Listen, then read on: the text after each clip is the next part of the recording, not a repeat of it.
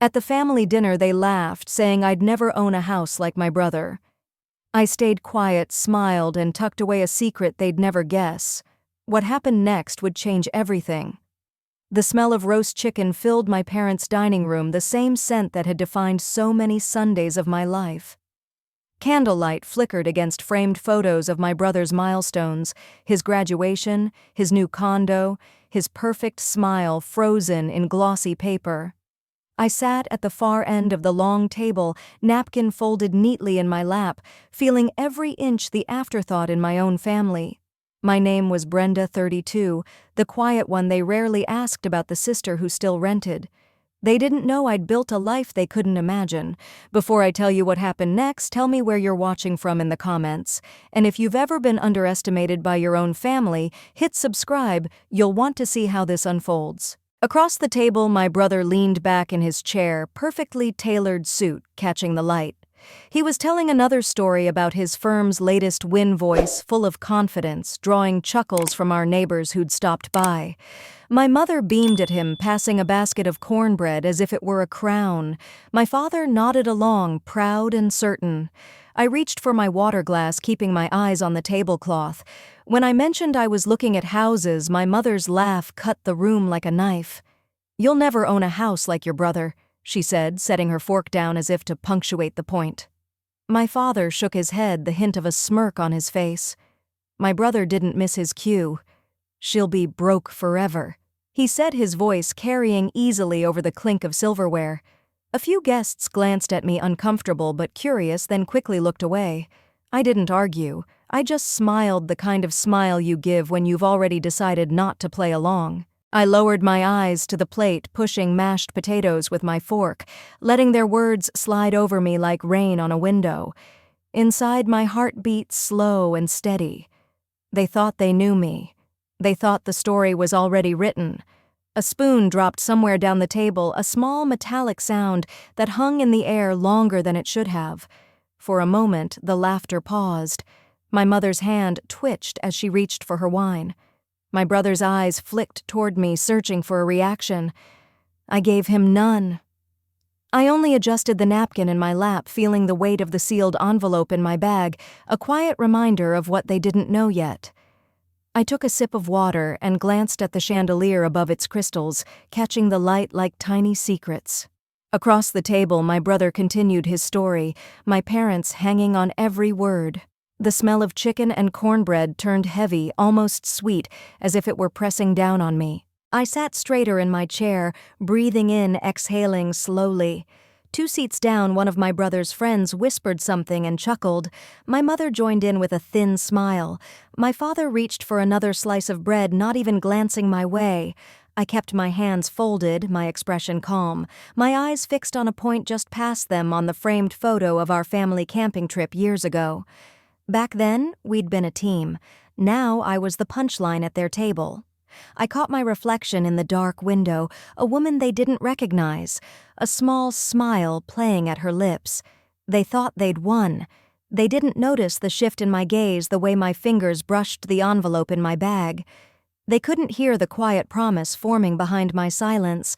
I pushed my chair back slightly, feeling the wood creak under me, but stayed seated. Not yet. Let them have their moment. Let them laugh. My time was coming, and I wouldn't need to raise my voice when it did. The chandelier swayed a little as someone walked past, crystals chiming softly. I stared at it until the room blurred, then blinked and focused again. My brother raised his glass in a mock toast.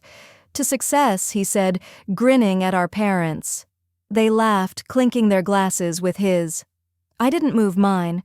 I only turned it slowly between my fingers, watching the water swirl. A tiny smile curved my lips. He noticed, frowned slightly, then went back to his story. The envelope pressed against my side like a heartbeat. I knew exactly when I'd open it, but not tonight. Tonight I would stay silent and let them write their version a little longer. The moment was already shifting under their feet, they just didn't feel it yet. My fork hovered above the plate, but I barely tasted a thing. Around me, the conversation rolled on, all about mergers, vacations, and my brother's new condo downtown. My parents leaned in, eyes shining with pride at every detail. The guests laughed politely, their glances sliding past me as if I were just another piece of furniture in the room. I let my hands rest quietly in my lap, feeling the edge of the envelope through the fabric of my dress, its corners sharp like a secret waiting to be revealed. I kept breathing slowly, counting each inhale while my brother's voice filled the air. He described rooftop parties and designer suits, his smile wide confident. My mother reached across me to refill his glass, her perfume mingling with the scent of cornbread. My father nodded and added his own stories of our boys' victories. I sat still an island at the end of the table, my face calm, but my mind elsewhere. When someone asked about me, it was just a quick glance, a small, polite question. "How's your little fashion thing going, Brenda?" My mother answered before I could speak. "She's still working on it." Laughter rippled softly. I swallowed, sipped my water, and set the glass down with care. They didn't see my knuckles whiten for a second before I loosened my grip again. The chandelier above cast tiny flecks of light onto the tablecloth. I traced one with my eyes until it disappeared under a plate. That was how I survived these dinners, by focusing on small, steady things, by holding my tongue. I let their words drift over me like smoke, let their confidence hang heavy in the air. Each remark settled inside me not as pain, but as fuel. I straightened my back, smoothed my napkin, and looked at the empty dessert plate in front of me as though it were a finish line. Across the table, my brother caught my gaze for a brief second. His smirk faltered just enough to make me notice. I tilted my head slightly, a polite smile still fixed on my lips. He looked away first, back to his story. No one else noticed the small shift. I did. I felt it. The air in the room changed just a fraction, like the hush before a storm. My fingers brushed the envelope once more and then withdrew. Not yet. Let them keep their laughter a little longer. I breathed in the smell of roasted chicken, cornbread, and red wine. I listened to the soft clatter of silverware, the sound of someone's bracelet tapping against a glass. These were the noises of my old life, of the girl they thought I still was. In that moment, sitting at the edge of their celebration, I knew I was already somewhere else. My silence was no longer surrender. It was a countdown. The following Sunday, the table was even fuller. Extra chairs squeezed along the sides, a pair of my brother's colleagues from the firm at one end, two neighbors at the other. The chatter was louder, almost theatrical, as if everyone had gathered to applaud him. I slipped into my usual seat near the corner, smoothing my dress, letting the hum of voices wash over me. The envelope that had lived in my bag now rested in the glove compartment of my car outside, a quiet reminder that my life was not what they believed. My brother launched into another story about a courtroom victory, his gestures broad, his cufflinks flashing under the chandelier. My parents leaned in, eyes bright with pride, nodding at every line. Plates clinked, wine poured, and for a moment I watched it all as though from behind glass. No one asked about me. No one wondered why I was quiet. They assumed they already knew. A guest finally glanced my way and asked, "Brenda, you still renting?" Before I could open my mouth, my brother answered with a grin. "She's still chasing that artsy dream." Laughter rippled down the table. My mother touched my shoulder lightly. "We just want you to be practical, dear." I lifted my glass and smiled, a practiced motion, and let the water cool my throat. Across the room, a gust of air moved the curtains, and for a second I caught my reflection in the window, composed still a faint curve at the corner of my lips. They didn't notice the way my fingers tapped once against my knee under the table, the only sign of the pulse building inside me. Someone refilled my brother's glass. Someone else complimented his condo's rooftop view. I shifted in my chair and focused on the chandelier, its crystals swinging gently, scattering light across my plate. It looked almost like applause in reverse, sparkling but silent. A buzz from my phone vibrated softly against the table leg. I tilted it just enough to see the message from my friend, "Everything's ready." I locked the screen without a word and set it face down.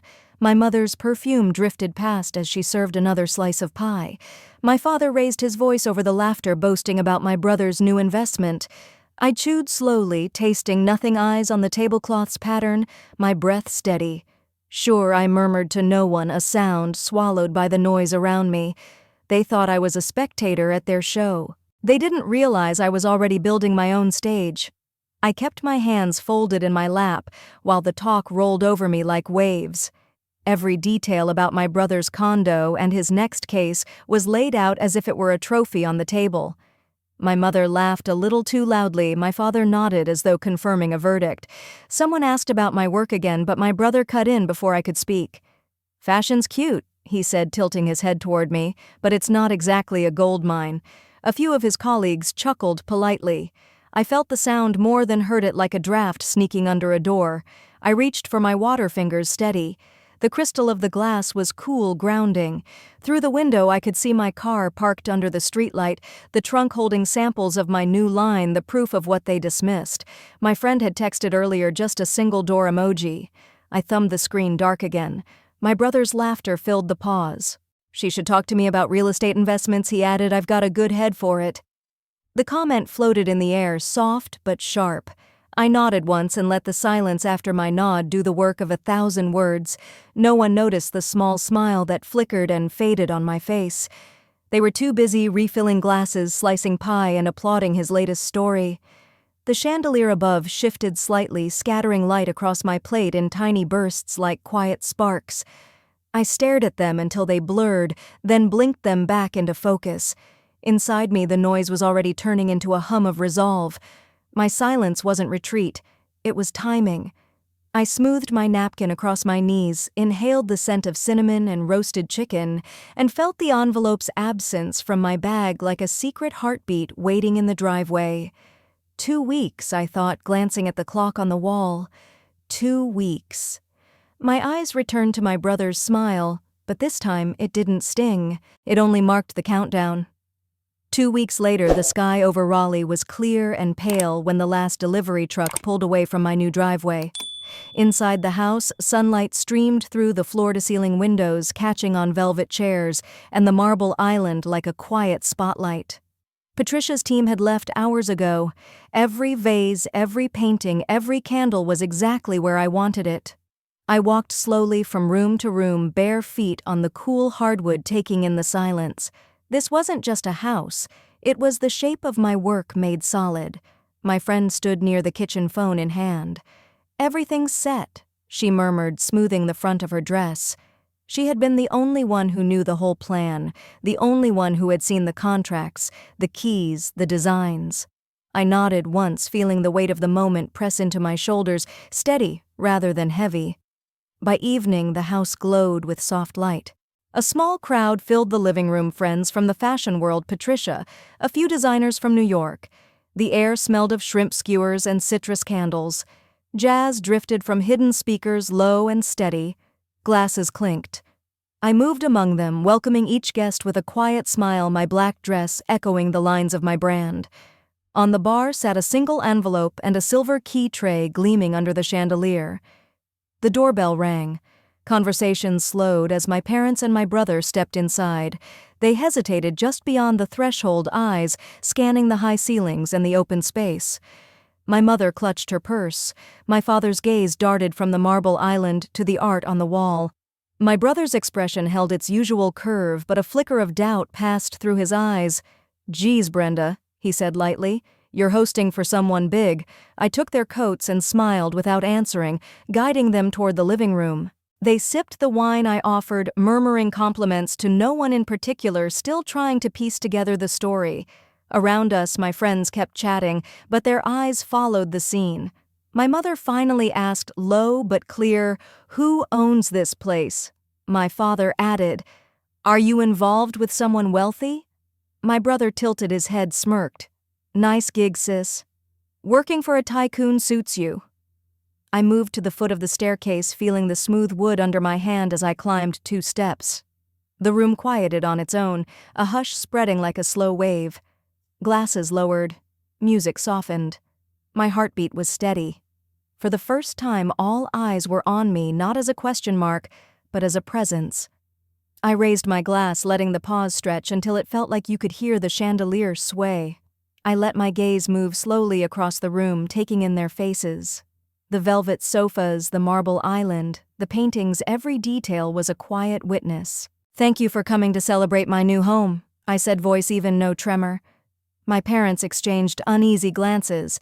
My brother's smirk hovered but didn't quite land. I took another breath. This isn't someone else's house. It's mine. $3 million. Paid in full. The words landed like a dropped plate. Gasps rippled from the guests. A fork clinked against a plate and stayed there. My mother's hand trembled her wine glass, tilting until a drop slid onto the hardwood. My father's jaw locked. My brother's smirk vanished. His eyes were suddenly blank. "You're kidding," he muttered. "How?" My mother's voice cracked. "Your little fashion hobby." I stepped down one stair steady, letting the silence work for me. "G.S. Reed Designs built this," I said softly. "My work, my success." Each word cut through the years of doubt without a shout. My father tried to speak, but his voice faltered. My brother forced a chuckle, stepping closer. "Come on, we didn't mean all that," he said, his confidence crumbling. My mother nodded too quickly. "We're so proud, dear," she whispered, her words thin as tissue. I met their eyes for a heartbeat, then smiled and gestured to the catered spread. "Let's eat." They hesitated, unease like a weight in the room, but joined the others. Laughter rose again, but theirs was gone. Guests drifted back to the music, whispering, glancing at my family's stiff postures. My friend leaned in near the kitchen island, whispering, "You've shaken them to the core." I nodded slightly, not looking back at my parents. Their hollow apologies didn't matter yet. Showing them my truth was enough for now. I turned toward the window, the city lights flickering beyond the glass, and let the sound of my guests fill the house. In that moment, I wasn't the girl at the family dinner anymore. I was the woman who owned the room. 2 weeks passed after the housewarming, and the house settled into its quiet rhythm. Morning light streamed across the marble island, sketches sprawled over the dining table, and the scent of new fabric samples filled the air. I was deep in a design when the doorbell rang. Wiping my hands, I walked to the door and opened it. My parents and my brother stood on the porch, faces tense. My mother's voice was low, almost breaking. "Brenda, we need your help," she said.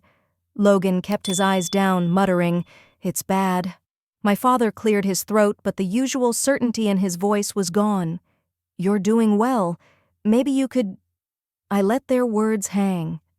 The cold winter air slipped past them into my foyer. Behind them, the street was empty, the same driveway they had walked up with assumptions in their eyes. I stepped back just enough to keep the threshold between us. "Get off my property?" I said, calm but firm. The words landed sharp and final. Their eyes widened as if I had slapped them.